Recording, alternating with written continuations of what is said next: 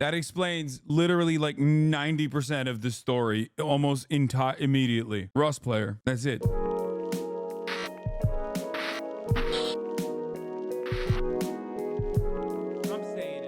Let's do murder, chat. It's been a while since I've done murder. EWU crime story time, baby.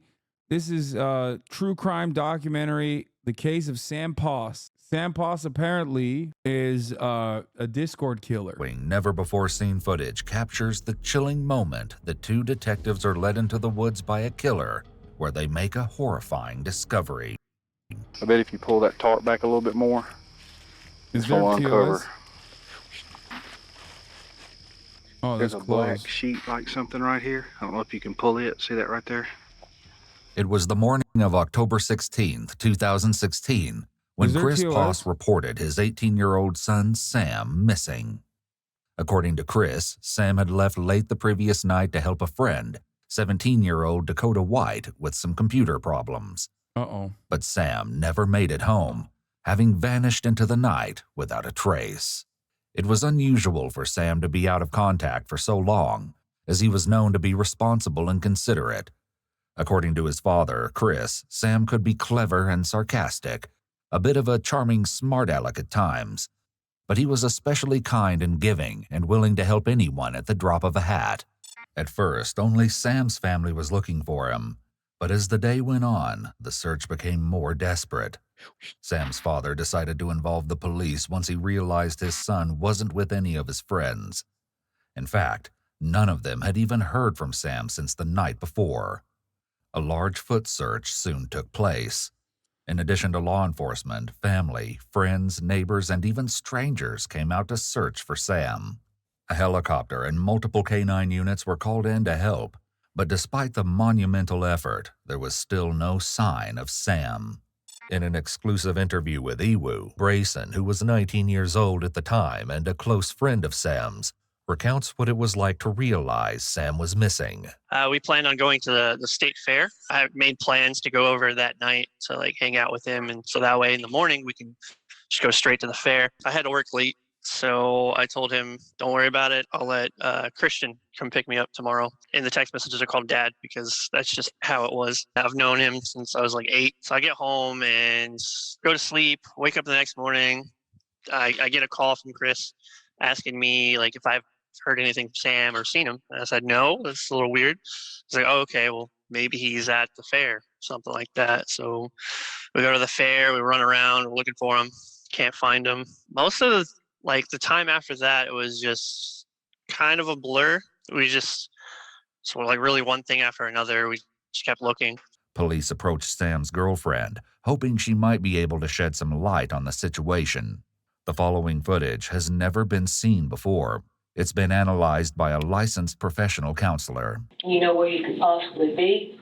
I've been thinking about that, and I have no idea. Because all of his friends, places that he might be, they're trying to get a hold of me and asking me if I know where he is. It kills me. Because what if something bad happens? True. That's what we're trying to find out. Even while interviews with Sam's friends were still in process, Dakota, the last person to see Sam, took to Facebook and posted multiple news links and asked everyone to keep looking. Pretty much when the relationship ended. 2 or 3 weeks ago. We were both going through a really rough time, and we just couldn't deal with each other and deal with our problems at the same time. What kind of problems? Oh, yeah.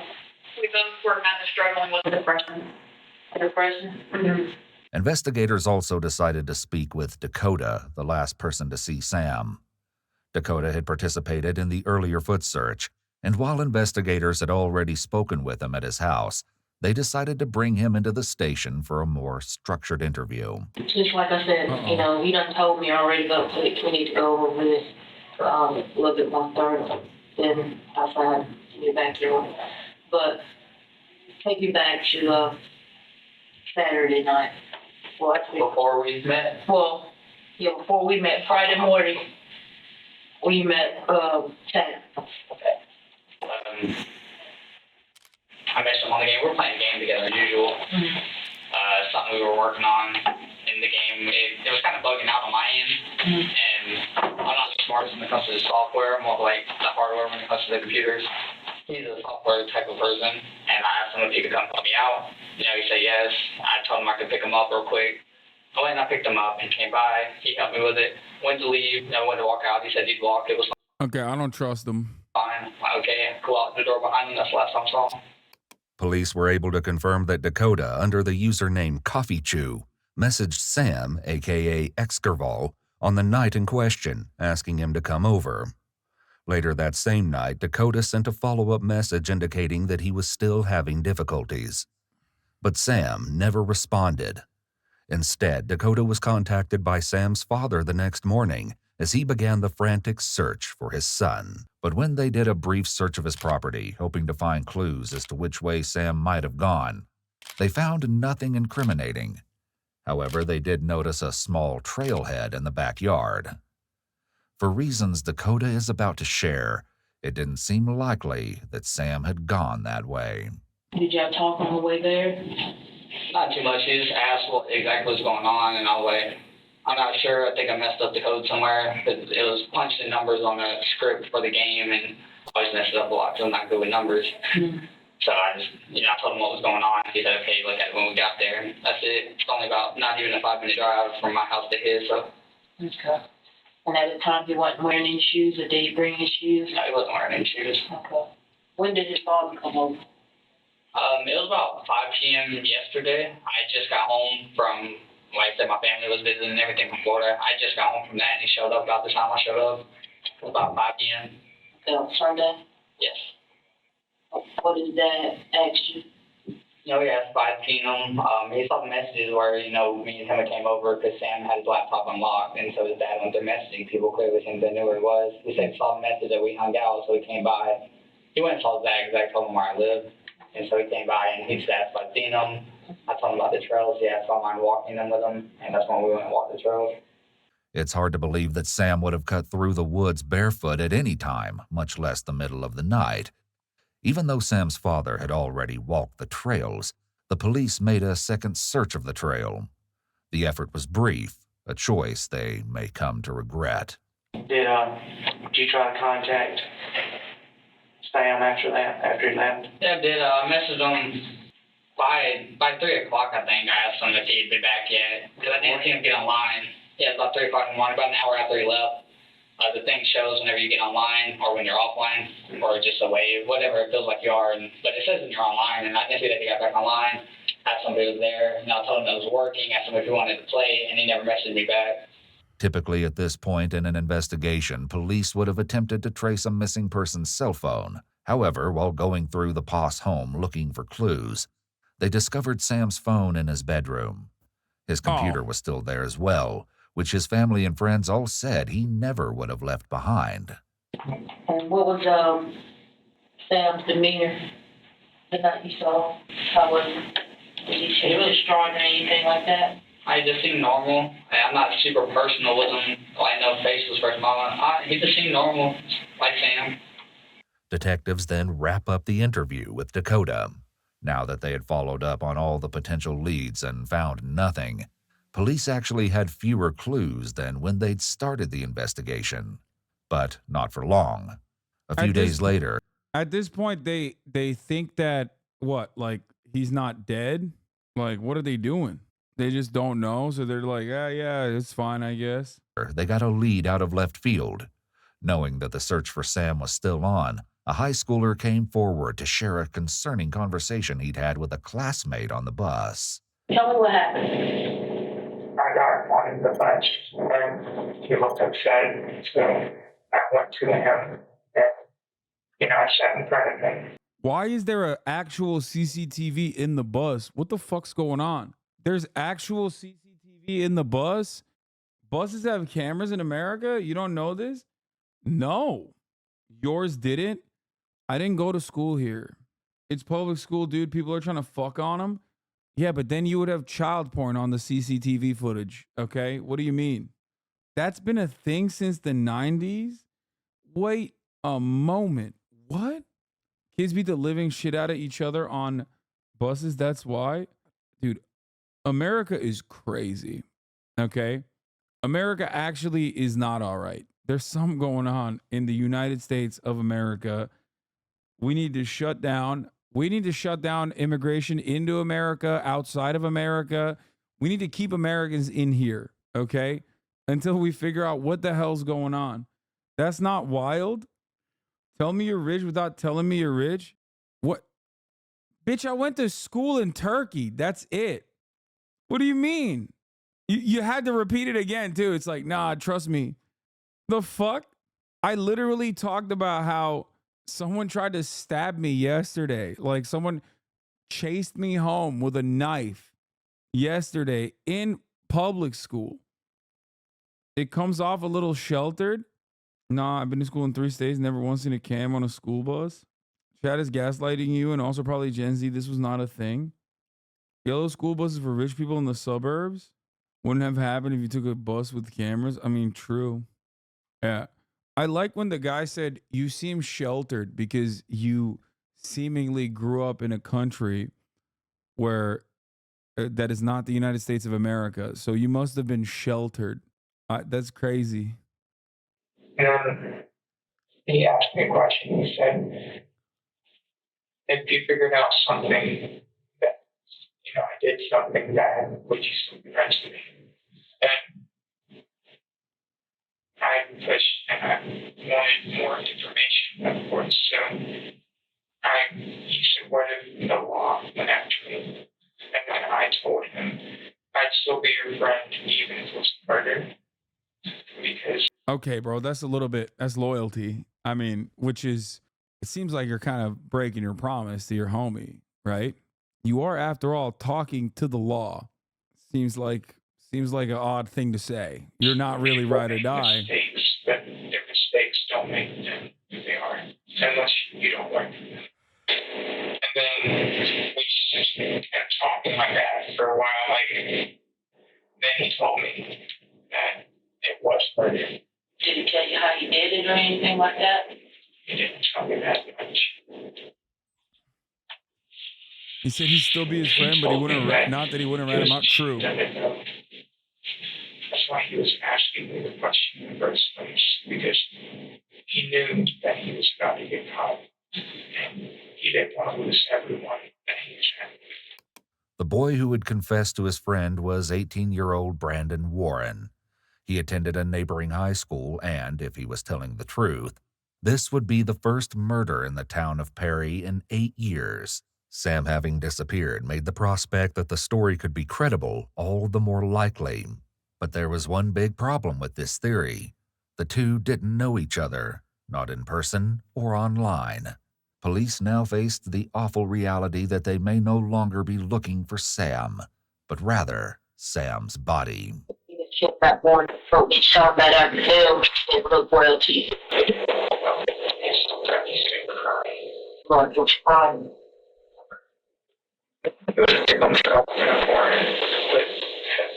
Why is the audio getting progressively worse, man? We need to fund the police, dog. What's happening? What is happening, dude? Fund the police. Seriously. What the fuck?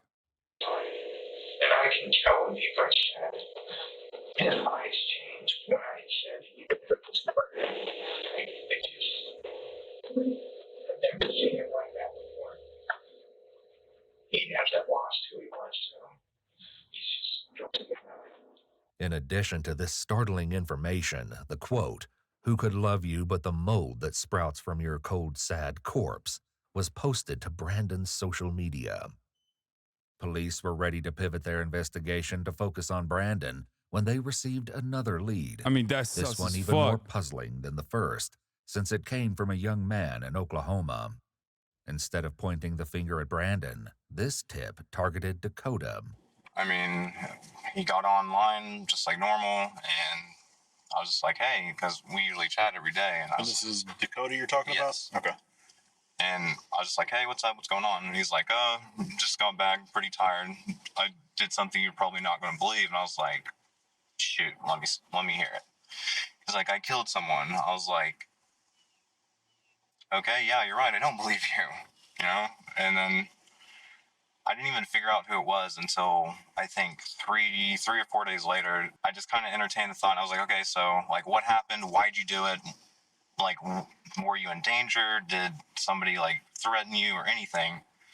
And he's like, no, I just want to know what it felt like to kill someone. Apparently, this informant was a long-distance friend of both Dakota and Sam. Along with a few other boys, the group had met at random while playing a game called Rust.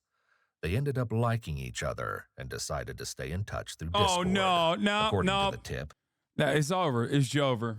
That explains literally like 90% of the story almost immediately. Nope. Rust player. That's it. 12 minutes in, we know the culprit and the reasons as to why this happened. Also, was he cheating in Rust too? Is that why he's in Dakota script? had taken it upon himself to use the platform as a confessional. From memory, Dakota's friend took it upon himself to share what Dakota told him and another friend. The message he sent read, I asked him, Dakota, how his night was, and he said, oh, pretty interesting, did something you won't believe. I asked him to elaborate, and he said, I killed someone. I immediately brushed it off but he continued on about it, so I asked, how did you do it? And the next words he said literally sent chills down my body. He said, I asked the guy to come help with my computer and gave him a ride, and from there, we killed him. I asked him to continue and asked what he had learned, not thinking he was serious, and he said, bodies are heavy. I'm glad my friend was with me, not skipping a beat or with any remorse. The friend of Dakota's went on to write, I can't believe he perished at the hands of someone he trusted as a friend. I'm tearing up as I'm typing this, but I'm so sorry. I knew and couldn't do anything, and Sam is gone. Dakota told me this as soon as he got home that same night. God damn it, I'm so sorry. Dakota and Brandon practically tortured Sam and felt no remorse about it. He said it took around 30 minutes to an hour before the deed was done, and Sam stopped breathing. I know this is hard for you to read, and dude, it's something I will never forget. An innocent life gone for literally no reason. I can't believe what would drive someone to commit such an evil act and calmly tell someone over the internet hours after it happened. The friend went on to add, he mentioned that he didn't want you to find out. I remember that. His chuckle after he told me he went to help find Sam is something I will never unhear or forget. When police received this information, they likely assumed that the victim in question had to be Sam Poss. After all, no other local had been reported to be missing, which reinforced everyone's worst fears. However, they had yet to find a body, and had only the claims of a few boys to go on.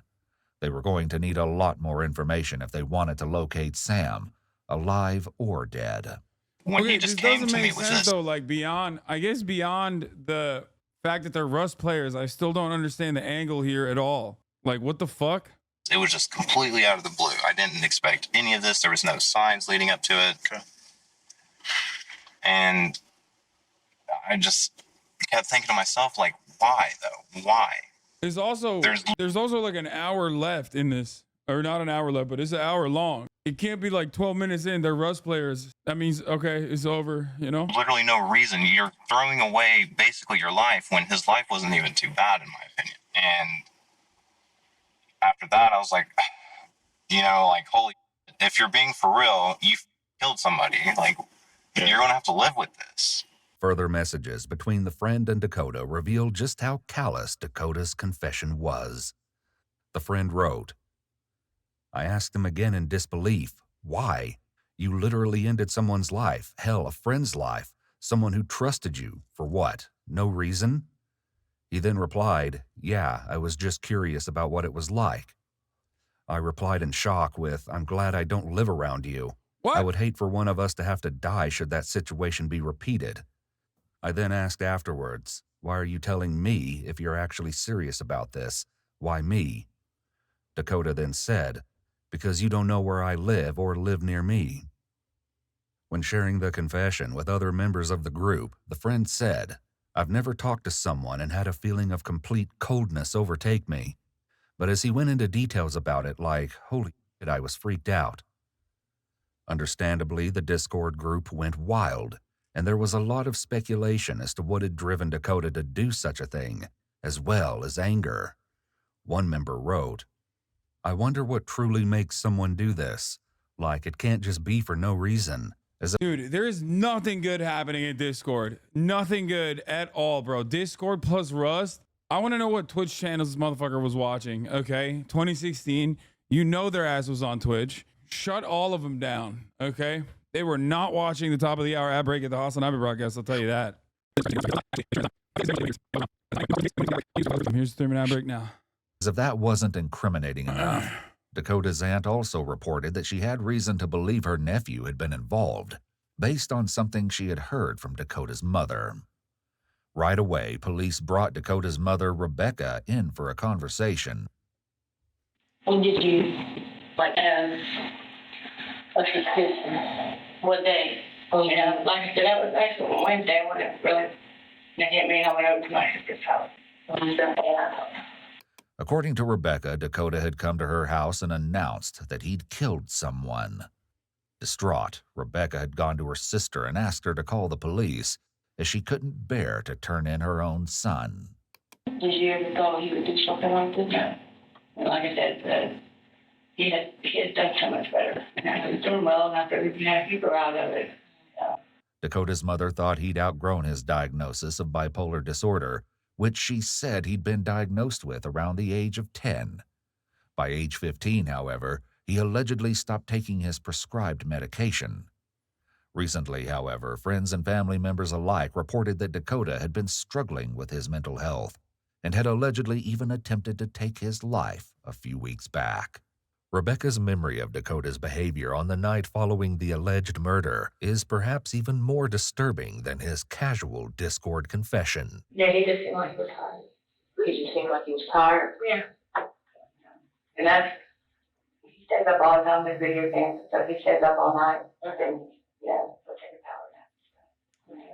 Yeah, I already to sleep. So that's all only changes you saw in him.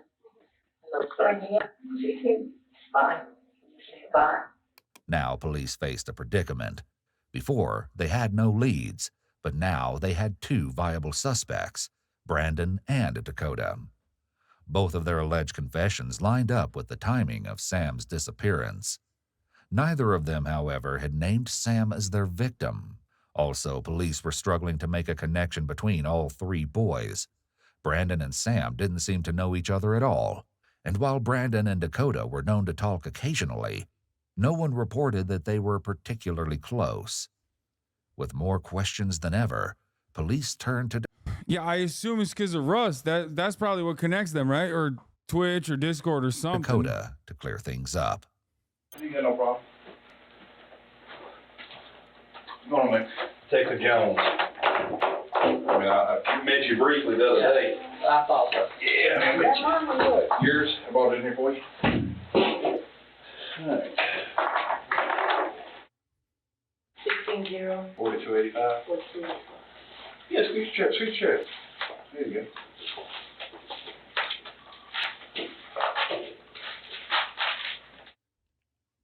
All right, Dakota.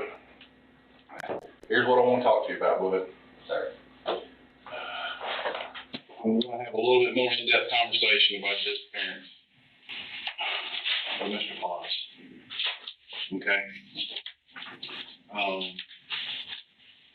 We've been looking for him for several days, and we hadn't found him yet. His mom and dad and his family are extremely, extremely distraught. And you can understand that. And you will one day when you have kids. Okay. One day. Okay. So you know how upset they are. Okay. With that being said, we need to find him. Okay. Now, you can tell someone's a gamer by their posture, bro. He has extreme tech neck. Like, he is so, his ass sits like that for 12 hours a day. We've been to your house a couple times and talked to you. We talked to the rest of the people in your household. And there's more pieces of the puzzle that we've come across that has opened a few avenues and a few leads that we need to discuss with you. Okay. It's going to be tough. Okay. But at certain times in our lives, we got to man up. Notice how Dakota goes very still and very quiet. He's demonstrating the freeze response here, likely triggered by the pressure the detective is putting on him. The freeze response. Significantly, even though he's pressing for information, the officer maintains the good rapport he's built with Dakota in hopes Dakota may be willing to talk. Additionally, the officer is already planting seeds of doubt in Dakota's mind by hinting that they have evidence implicating him, which they do. Police officers may use this strategy to test the suspect's reaction by letting the suspect know there's strong evidence against them. They may observe their behavior, gauge their level of involvement, or prompt them to reveal additional details. Kind of tell me, go back over that night when he came over to the house. No, he does, like, starting from, like, Start from the beginning. So, sitting at home, we're doing something with the video game, as I said.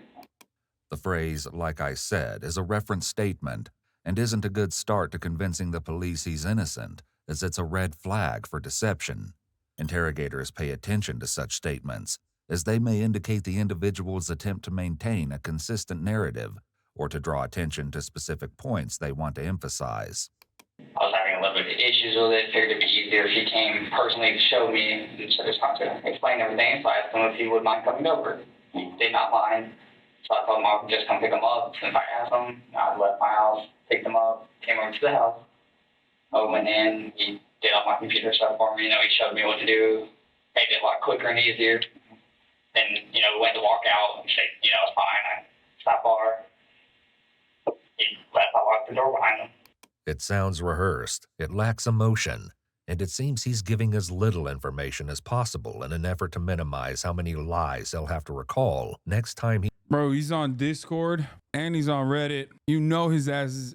he's on Discord and he's a Rust player. His ass is Reddit as hell. He's going to be debating. He's asked to give details regarding what happened that night. There's no actual story to it, and it's almost like bullet points that he's hitting instead of a description of events. The officers definitely won't accept this version without a lot more questioning, which they begin immediately. Okay, let's stop for a minute. Okay? I want you to think real hard about what I said just a second ago. And that is that there's other pieces of the puzzle that we uncovered that you don't know about. And in this world, honesty is your saving grace. It's your own, that's your friend. Okay? Tell me what really happened that night. But so far, the only thing I've been fully honest about was I've spoke with you multiple times. I did tell you I was alone the rest of the night, that I haven't left my house. Mm-hmm. I left somewhere around 30 gallon. I stopped to get gas at this point in time. Where did you stop to get gas at? The flash foods over, where all the gas stations are in the flash foods, Marathon Station, there's 2 flash foods there. The bigger one by the car lot. Notice that Dakota uses the qualifier "so far" when talking about his dishonesty. But so far, the only thing I've been fully honest about was did tell you I was alone the rest of the night. Indicating that he may try lying again as the interview continues. Police were able to obtain CCTV footage and confirmed that Dakota had purchased gas. However, this also revealed that there was more to his story than he was letting on. We'll dig into the details of that soon. Not long after Dakota makes this admission, his story changes a second time. Apparently, the gas station hadn't been his only stop. Well, I left my house at a certain time, after 2 o'clock, and after Sam left and everything. Who did you go see? A dude named Brandon. Okay, Brandon who? Warren, W-A-R-R-E-N. Okay. Now that's a name police are familiar with. Brandon Warren was the other boy who confessed to murder. Perhaps the 2 leads weren't as separate as they initially appeared. Police may have wanted to speak to Brandon as well, but he refused to speak to detectives, leaving Dakota as the only one with answers. I believe that. I believe part of that. Okay. Because I know that Brandon was around the area. Okay. There's a lot. There was more that went on though. Okay. And now's your opportunity to get all this off your chest.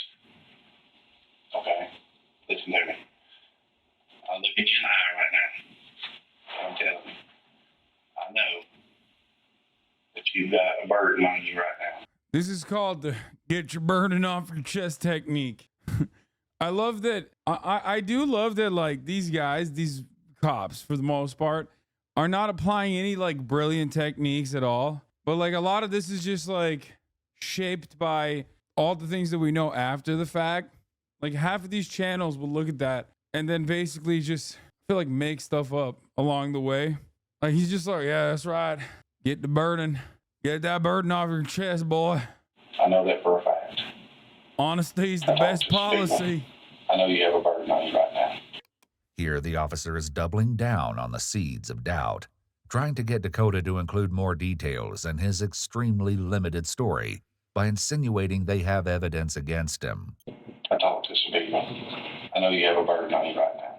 In theory, an innocent person would not be bothered by the more evident statement, as they would have confidence that nothing would point to them. A guilty party, on the other hand, may hesitate or try to figure out what evidence police could have in order to explain it away. The officer is also appealing to Dakota's morals and ethics by emphasizing the importance of honesty. He also may be attempting to establish rapport by making him believe the police. Oh my God, bro, take your medication. Take your medication. Take your medication. Take your medication. Stop. Stop posting about Jeffrey Epstein in the chat and take your medication. Think he is a good guy. Or, as stated earlier, oh my able God. to man up or face it like a man. They may also be attempting to create cognitive dissonance within Dakota, pushing him to make an admission and do what's right by overthinking the consequences of getting caught. They're expecting that his identification with being a good man would be inconsistent with being dishonest or deceitful. This idea of him being good but hiding this secret would then cause heightened anxiety internally, which would then show externally, giving the police an indication of the things they should hone in on. Of course, this is all contingent upon Dakota believing a good man is honest and kind. I know you're a scared 18-year-old kid. That some very, very bad stuff happens, and now it's time to come to grips with it. Okay? So, tell me what happened in your car.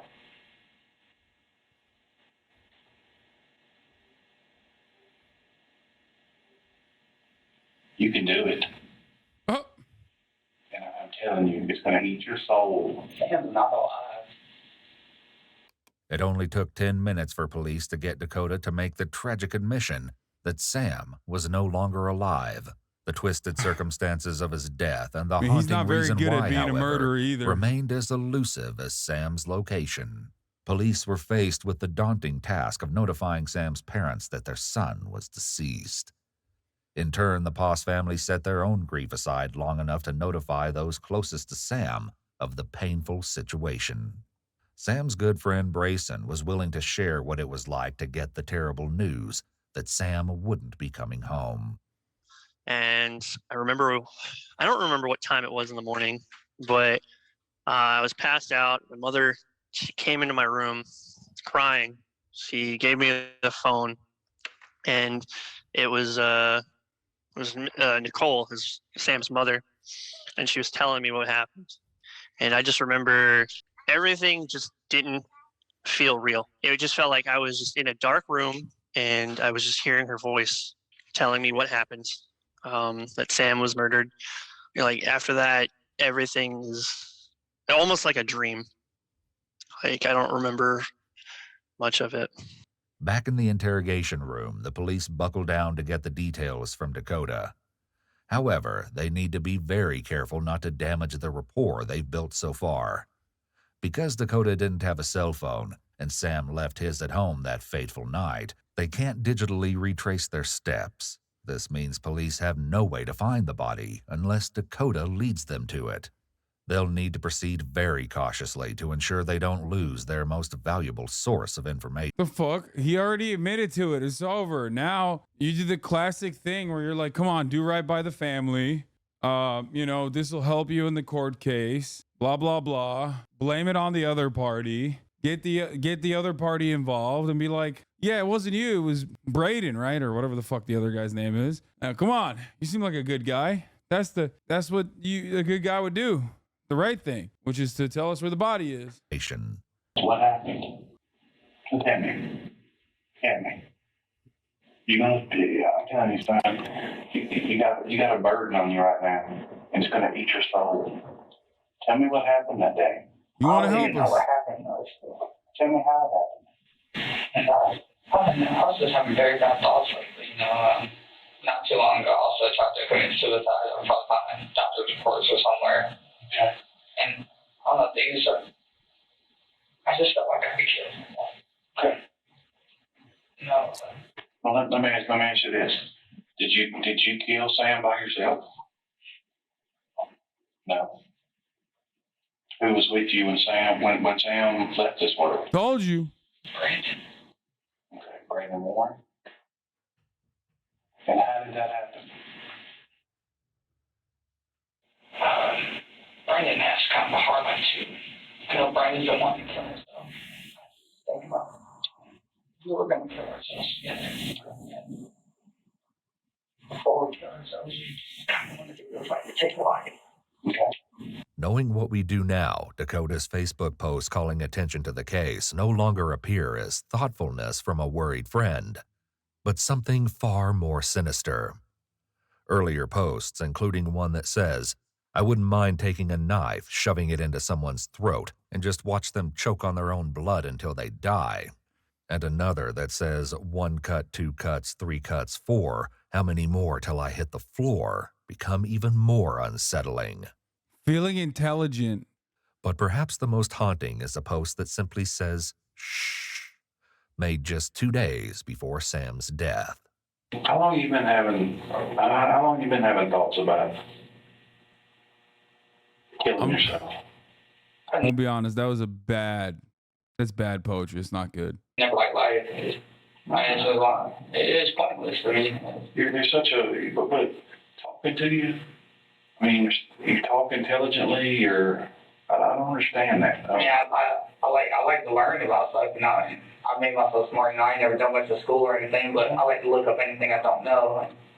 I am smart for myself, because I ain't never seen the point in living life, because I just always look, you live to die, and no matter how you live it, you still die in the end. I just never see the point why you gotta laugh. How long have y'all been thinking about killing someone? Just one thing. It was all a matter of one day. So, did you and Brandon talk on the phone about it, or? No, we had been investing a little, and the whole suicide thing rolled around, and a suggestion that popped up was, do you want to know what it's like to kill someone before you go? It didn't matter unless we were going to die afterwards. Clearly, they didn't follow through with this part of the pact. Yeah, they are very much alive here. However, what followed is so disturbing, it's beyond comprehension. What happened to that part of the plan? I don't really know. It never got brought up after that. We worked on the body, and we just went our separate ways. We didn't really talk since then. As the grim reality of the situation continues to set in, police are faced with what must be the most difficult part of Dakota's confession to listen to, the details of how he and Brandon took Sam's life. Hopefully, he'll also finally reveal where the body can be found. But even as he makes a confession, Dakota leaves out key details that reveal his true depths of depravity. I don't know why half of the chat turned into Dakota posters. Like literally, I've been just slowly but surely banning people in the chat. You know what I mean? There's hella Dakota whites in the chat. Without religion, there's no logical way to convince these people what they're doing is wrong. Hold on, my audio. I can't hear what you're saying. Why'd you post that? So, did Sam ever come in the house, or y'all did this? Y'all did this in the driveway of your house before he never came in the house. How did y'all kill Sam? I sat in the backseat of my car. Brandon drove my car.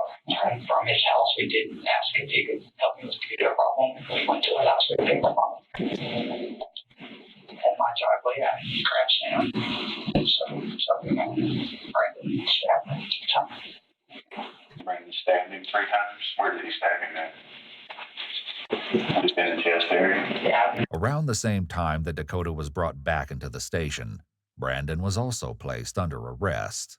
Police searched the house he shared with his aunt, collecting electronics, clothing, and shoes as evidence. They also brought up the topic of evidence with Dakota, perhaps in the hopes that a trail of physical evidence could help lead them to Sam's location. Have you done anything to your car? Was there, after he stabbed him, was there blood anywhere? Oh, there was blood everywhere in that car. I spent about a good 10 hours on myself. Just by yourself? Yeah, I went and sold some stuff I just bought, got refunds, bought a bunch of cleaning supplies, and just tried to do the best I could. I couldn't get rid of the car clearly. The item Dakota returned was a headset he'd purchased from GameStop. Although the item was returned, Dakota will later reveal that he found a new, disturbing use for the bag it came in. However, that's where Dakota's reliability stalls out. Based on a conversation police had with Dakota's stepfather, Ken, police were inclined to believe that this part of Dakota's story was, once again, not the full truth. What do you do Sunday morning? Yes, if we could clean up his car and stuff like that. Well, actually, she asked me Saturday night to take his car. Things like his grandparents gave him that car. I could detail it out and everything. And I heard him saying, I heard him talking to his mom earlier about spilling some cherry soda in the seat. You overheard the conversation you're saying that? Yeah, I was in the bedroom when they were talking. Okay. Yeah, told me before they left to the birthday party, he said, you might want to get a towel because there's still some cherry soda in the seat. And what did you see when you started playing with the car? And just dirty. I mean, he said he was, think we get the stain out of the seat. And, yeah, we do get some cleaning stuff. And, like I went and got clean stuff Saturday night to go to do it at Walmart and picked up these things. You went to Walmart yourself? Yeah. It seems obvious that cherry soda and blood do not look the same, and it would be difficult to mix the two up. Dakota's stepfather appears to know this and may have been in denial, trying to convince himself that he wasn't looking at blood or helping to clean it up. This denial very likely could have been a panic response. He knows Dakota and may be trying to help him by believing his story about the soda. However, as his stepfather shares this story, he engages in some anchor point movements but then goes very still at other points. It's clear he has heightened anxiety, and by now, he probably knows exactly what's going on and that it was actually blood. How big was his stain when you saw it? Well, it was on the bottom, like, Stand up. right here, this part of the seat. On that part of the seat? That's just. It wasn't that bad. It looked like, I took the concrete steps in my house. It looked like that, like a grate, but it wasn't. It was like an old stain. Like the old stain? Mm-hmm. Gray color? Yeah, it's like gray color. It wasn't even like brown or nothing, so. Okay. This testimony was enough to justify a search warrant for Dakota's car. However, police found that the passenger seat where the alleged cherry soda stain had been was now perfectly clean. Using a black light, police found evidence of some biological fluid luminescing on the center console. Further testing revealed that the substance in question was, in fact, blood. Wait, that's a COVID test. What clothes were y'all wearing that night? Because I'm sure, what did you do with the clothes? Brandon's shorts got burned because there was blood on them.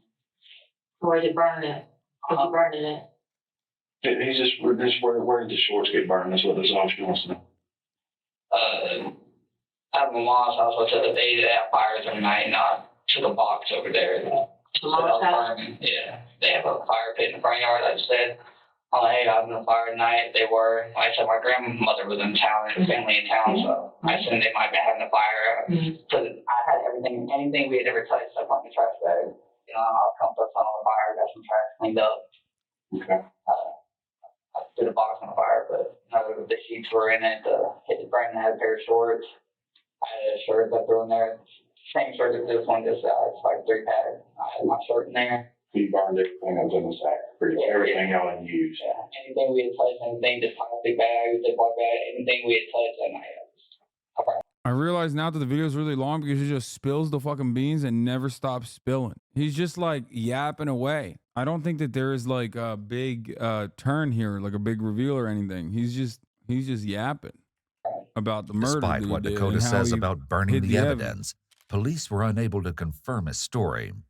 His mother said that she didn't see him add anything to the bonfire like he claimed, and when police searched the fire pit itself, all they found was ash. Police also checked with Dakota's grandmother, who he lived with full-time, on the off chance that she'd seen or noticed anything out of the ordinary. Did Dakota seem distraught or anything like that? No, he seemed like nothing as well. It's okay. I saw nothing to indicate. It's all right. I saw nothing to indicate any of this. Dakota never gave me any problems. When he moved in with us, he wanted the internet. So I told him if he got the internet, he'd have to go to work. So he started working for me at the store. Okay. He never back called me. He didn't do anything. So I didn't see this here like people's right. We should have saw. I did not. Dakota's grandparents had been out of town the night Sam went missing, raising the question of just how planned out the attack had been. If it truly was a spur-of-the-moment decision, like Dakota is implying, it would be awfully convenient that the house happened to be empty. The question of premeditation is added to the list of answers police are looking for, alongside the primary goal of finding Sam. Well, you said that you choked him with the wire? Yeah, I tried to. What kind of wire was it? Don't let those tears trick you. She caked the cop. I think she should be arrested and throw the book at her. It was probably like a short little telephone wire. Telephone? Oh, okay. It was on. I just picked up, take with me. You can try that way or. Once that broke down, what did you use? I was sitting in the back right around the seat. Okay. Did he struggle? Not really at all. Did he say anything? Whenever the wire broke, he asked what we were doing. The only thing I said was, I'm sorry. What did Brandon say? Brandon never said anything throughout the whole thing. He didn't say nothing. He just kind of stood there for a minute. Dakota's trying to position himself as the nicer of the two of them here by acting like he said he's sorry, while Brandon didn't say anything. This is also probably an attempt to be more believable. Remember, people tend to believe people that they like, and it's easier to be liked if you come across as nice. This is an important manipulation tactic. However, Dakota slips up here. He states that Brandon just kinda stood there, but that wouldn't be possible if they killed him in the car. Is it possible that Dakota is hiding something, or did he just make a mistake in his statement? I say he stabbed him once. Did Samuel, after he got stabbed, did he halt scream and never said anything? That's completely silent. Like that, it's not like he even struggled. He put his hands up there. It's not like he was pulling on me or anything. He just took it. So did you have your arm around his neck when you felt the life leave his body? Yeah, I held for quite a while, probably about 20 minutes. Is it as tight as you could hold? I just wanted to make sure he was dead. I don't have to feel any more than he had to after he had stabbed him, especially, At that point, I just wanted to make sure he was dead and make sure he wasn't in pain. This is a shocking way to try and once again paint himself as the good guy or nice guy.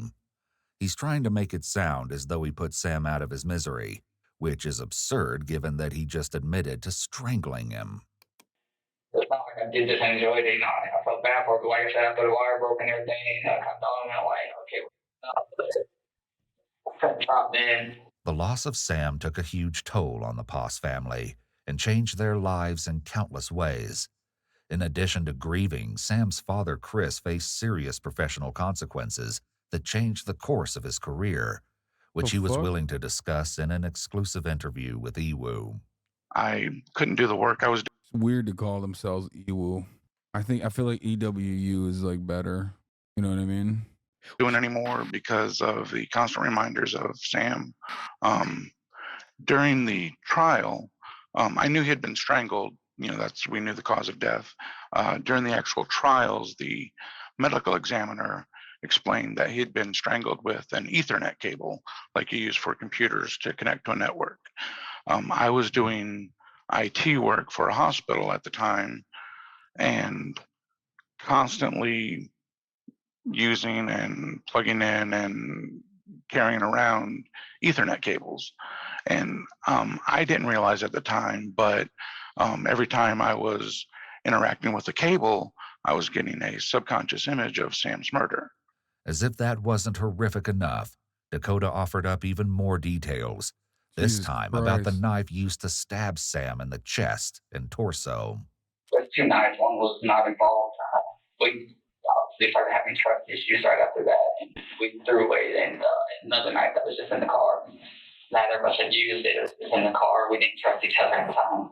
Or is it, like stab each other? Yeah. I was like, I don't trust you right now, Brandon. We're gonna put these knives away and not touch them. Did you just send in the Facebook message that said, I'm still having trouble when you get home? It was just like the theme thing that I talked about. Cover up thing.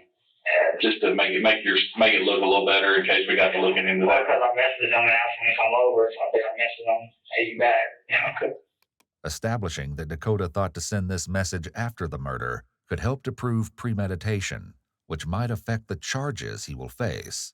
Now that investigators know Dakota attempted to cover up his wrongdoing, they transition to the grisly details of the deadly attack. What were you thinking while you got all of him and he was stabbing him? What was your thought process at that time? I just wanted to stop him. From the first time I grabbed him, it started with a wire. I didn't want to touch him. The wire broke. And I didn't want to do it again after that. He hadn't been stabbed at this point, but I was like, and it went too far. We kind of knew we were trying to. And at that time, I felt like he had to die. And we couldn't just let him walk away at that point, and I just wanted it to be over. Where did the wire go that you had used? And around his neck or his body. While leaving him in his car, we didn't trust him. So we tied a bag around his head while we were inside, getting everything together. I couldn't untie the wire, so it just stayed. The bag Dakota used was actually the GameStop bag he used to take his headset back to the store so he could buy cleaning supplies. Jesus Christ. Even more horrific, when confronted with CCTV footage from the gas station, it comes to light that Brandon was with Dakota when he got gas that night. And worse, they weren't alone. Sam's body was still in the trunk. Clearly, Dakota and Brandon had done something with the body after stopping for gas, but what exactly they did is far more horrifying than investigators can even imagine. Police don't jump right into that line of questioning, however, choosing instead to finish addressing Dakota's motive and thoughts first. So had y'all considered just like picking a random person? Yeah, that's just kind of what it was. Just think what we were trying to think about, we can just drive till we find someone walking or go up in someone's house or something like that. And then it's down there, I could probably get someone over to my house in less than 5 minutes, and he's like, who knows? This is very interesting to talk to you, I'll be honest with you. Did y'all... Cop kind of crazy in this, he said that? Yeah. He's just like, this is kind of crazy.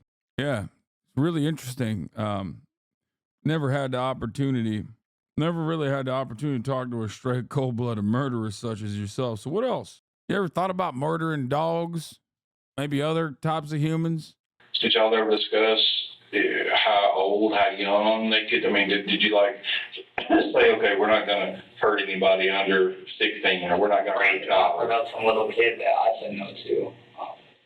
Once again, Dakota makes Brandon out to be the worse of the two, in an attempt to make himself the more likable one.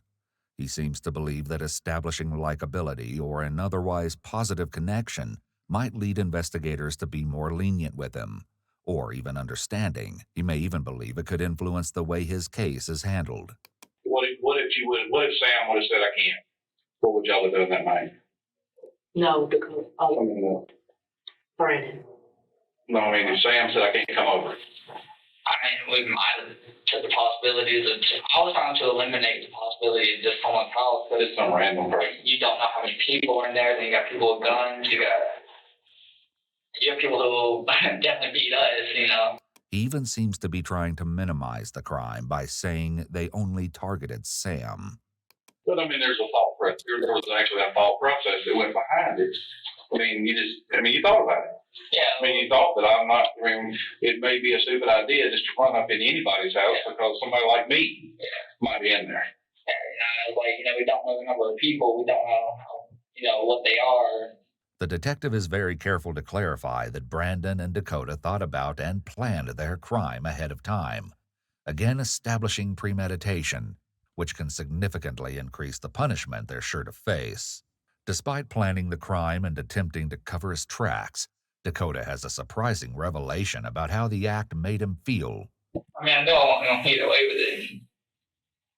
I felt too bad to just kill myself after it too, Dakota's online friend from Oklahoma confirmed that Dakota had not been himself since the crime. He'd been bragging on Discord almost immediately after Sam went missing. 4 days later, his online friends turned him into the police. Russ player brain, 100%. And that same day, October 20th, Brandon and Dakota were arrested. I also noticed as the days progressed, he was basically, I guess, going mad. He was like the guilt or something was driving him mad because he was hearing stuff. People were supposedly coming into his house, and he would go leave and go check, and no one was there. And then I remember one time he said that there was a town-wide search for Sam, and he had to go help, and he made sure to emphasize that. And he kind of laughed about it. I was like, why are you laughing about it? He's like, because I basically know where he's at. And at that point, I just tried, I didn't really talk to him very much after that. But the times that I did, it was either his paranoia or whatever, but it was just, I could see that it was driving him insane. While everything police have uncovered so far is absolutely shocking, what comes next might be the most heartbreaking part of all. Why don't you him? Did I miss the part where he explains why he did this? Literally nothing. It's just straight up. They were like, oh, I wonder what it would be like to kill someone is the main reason as far as they've mentioned it. They just were they wanted to check it out, see what this whole murder situation looked like. That's it. He's a nice guy. I mean, he messaged me back instantly coming up at past midnight. It's easy. Tragically, it appears that Dakota and Brandon targeted Sam because of his kind and giving nature. Sam's father attested to this aspect of his son's personality and speaks on what it's been like to live with the loss. He was a smart aleck. He was also generous and would help anybody at the drop of a hat. Nicole, Sam's mom, talks about the dash. When you look at a grave marker, you have 1998 dash 2016, and that dash encompasses his entire life, and it was a good dash. Yeah, we wanted a lot more time, obviously, but that wasn't our choice to make. Sam's friend Brayson had similar memories of Sam. This is sadly a common murder reason according to my true crime wife. I just don't fucking understand. It doesn't make it any better if there's a real reason for it. Obviously, murder is still murder, but it almost feels worse when it's just a completely reasonless murder. I think the reason why it comes across as more insane is because there's no way to prevent it in many ways. Does that make sense? Sam's kindness and generosity. So, growing up, if you see a crime of passion, sometimes it's okay, well, if this hadn't happened, this would not have happened, right? Obviously, in this situation, maybe better mental health and things of that nature, but still. If you had a problem, Sam would be there to help you fix it. He might call you names a little bit, but he's still there. His intentions are to help you and get you to understand what you did wrong. In addition to incorporating Sam's memory into his daily life, Brayson also gave his son the middle name Samuel.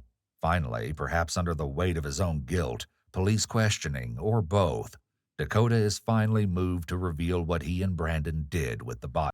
Does this kid have a pet rat? No, he has a pet child. Chatter. It's not as far away as you might expect. Where is Sam? A pet baby. In the back of Lakewood Village. In the creek. He's in the back of Lakewood Village. Okay. So Sam, will you help, if we take you out there, will you help us find? I can take you right to it. Okay. Do you mind doing that? I don't mind at all. So we can at least recover his body for his family. Okay. Arrangements are made for Dakota to accompany a search team so that they can retrieve the body.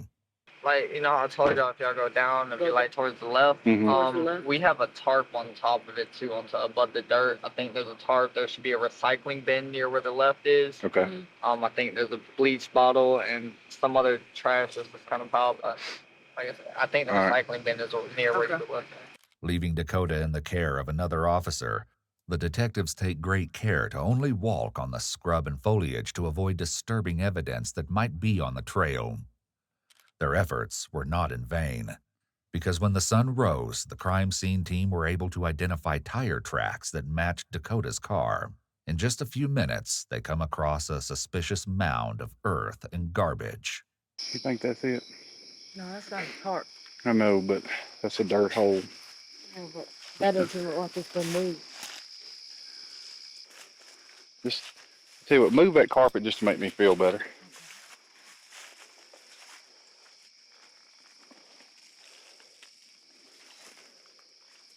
Because they didn't burn it.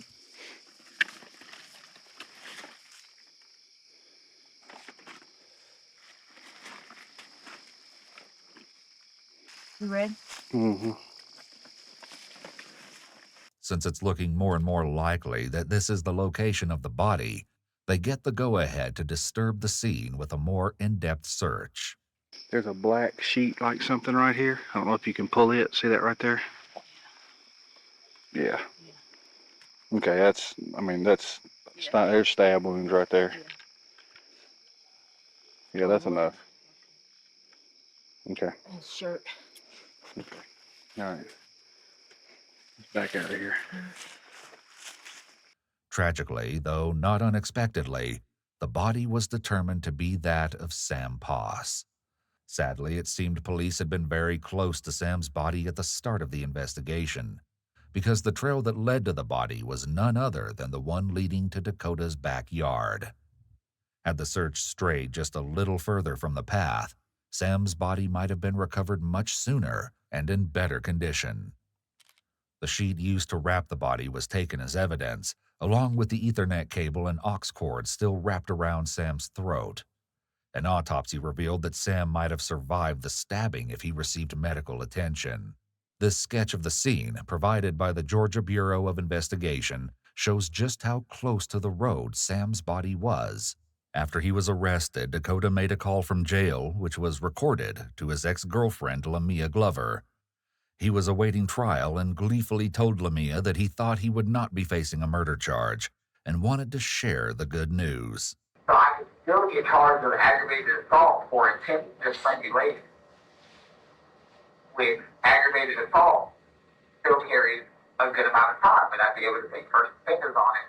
I think it's wild that not one, but two of these Discord using Rust players had girlfriends, both the victim and the murderer. So I don't know the time because I don't know the system like that. Not the main takeaway from the story, but definitely a wild thing I noticed. So they try to stick me with the aggravated assault because all y'all in that murder charge means is that's not how he died. But the autopsy revealed that asphyxiation due to strangulation is how Sam died, so it appears that Dakota was seriously misinformed. But they did drop one. That's one step closer. In the next couple months, the other one could get dropped once the fingerprints come back off the knife because I never touched it. So as long as Brandon's fingerprints come up on it, it'll get dropped. And that means I won't have a murder charge. Okay, well, I love you, baby. I'm glad that I had good news today to tell you. Now I'm going to get good news. I'm coming home for you. Okay? I'm telling my sister that night I'm coming home. Dakota's celebration turned out to be premature because he did end up facing a murder charge, 2 of them in fact. Dakota and Brandon were tried separately and testified against each other. In their testimonies, each boy blamed the other for instigating the crime, but when it came down to it, only Brandon's DNA was found on the knife. The cause of death, as you may remember, was strangulation, which Dakota confessed to, which made him equally culpable.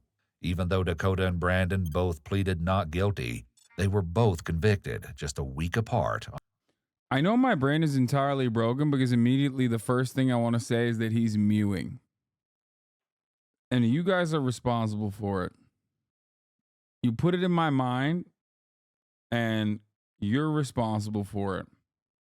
On a grand total of 6 charges: a second-degree felony of malice murder, felony murder, 2 counts of aggravated assault, tampering with evidence, and concealing a death. When it came time for the trial, the Poss family made a decision that may perhaps surprise you in regards to how they would proceed legally.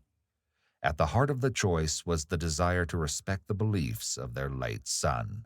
Sam was very smart and very cognizant of, like grown-up themes, even as like a 10-year-old, and realized that he didn't really believe in the death penalty. He said killing somebody doesn't make sense to him.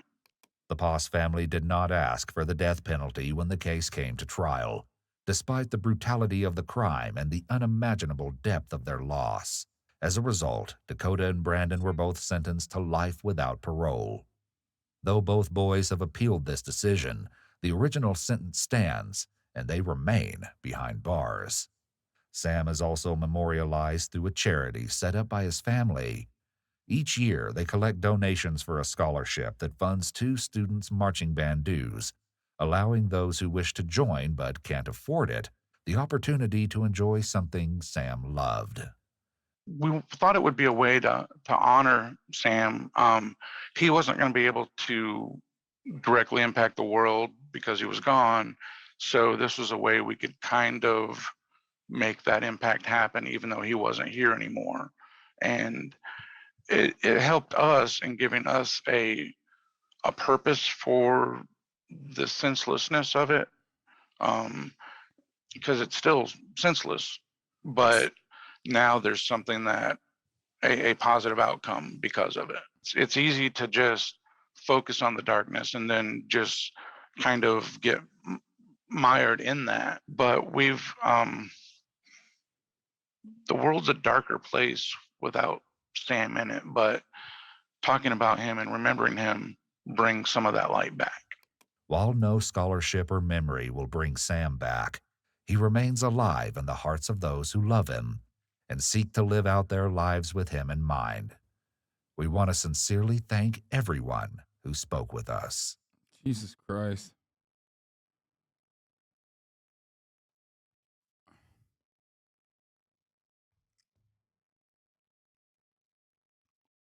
When a cannibal killer spots his next meal, I can't do this. I remembered why I stopped watching so many of these the murder stories, dude. Holy shit. That was dark as hell.